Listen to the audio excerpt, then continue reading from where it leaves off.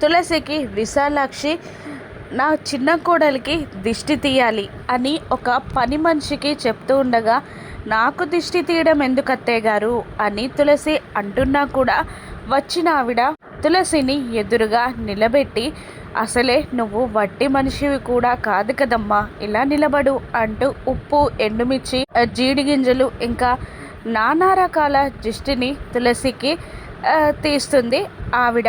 ఇదంతా చూసిన తులసి బాధ తట్టుకోలేకపోతుంది. విశాలాక్షి తను ప్రెగ్నెంట్ అని నమ్మి చాలా జాగ్రత్తలు తీసుకుంటూ ఉండడంతో విశాలాక్షిని మోసం చేస్తున్నానన్న గిల్టీ ఫీలింగ్తో పరుగున దేవుని గదిలోకి వెళ్ళి దేవుని ముందు కూలబడిపోయి అక్కడున్న దీపానికి తన చెయ్యిని కాల్చుకుంటూ, దేవుడు లాంటి అత్తయ్య, దేవత లాంటి అత్తయ్యని మోసం చేస్తున్నాను అని అంటూ తనని తానే శిక్షించుకుంటూ ఉంటుంది తులసి.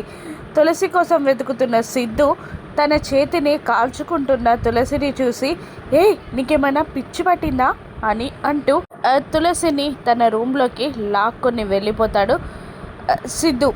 నీకేమైనా పిచ్చి పట్టిందా, ఏం చేస్తున్నావు, నీ చేతిని నువ్వెందుకు కాల్చుకుంటున్నావు అని అడుగుతూ ఉంటాడు సిద్ధు.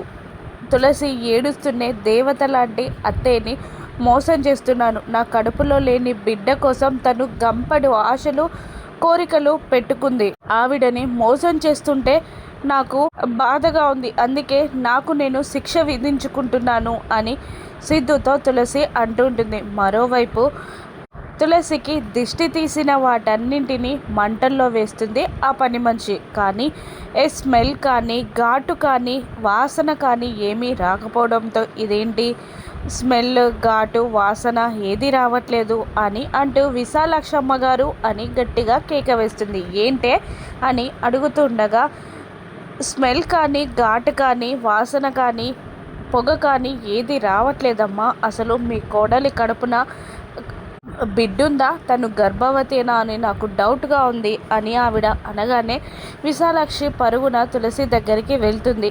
అప్పటికే ఏడుస్తున్న తులసిని నిలదీస్తూ, నువ్వు నాకు ఏ విషయంలోనైనా అబద్ధం చెప్పావా అని అడుగుతూ ఉంటుంది విశాలాక్షి తులసిని. సైలెంట్గా ఉండిపోతుంది తులసి. ఇక ఎలాగైనా నిజం చెప్పించాలని తులసి చేయిని తన నెత్తి మీద పెట్టుకొని, నువ్వు నిజంగా ప్రెగ్నెంటేనా, నీ కడుపులో బిడ్డ ఉందా అని విశాలాక్షి నిలదీసేసరికి, లేదత్తయ్య గారు అని నిజం చెప్పడంతో షాక్ అయిపోతుంది విశాలాక్షి. ఇప్పుడు తులసిని విశాలాక్షి ఏమంటుంది, జరిగిన నిజాలన్నీ తెలుసుకుంటుందా విశాలాక్షి? రాను ఎపిసోడ్స్లో చూద్దాం. Thank you for watching.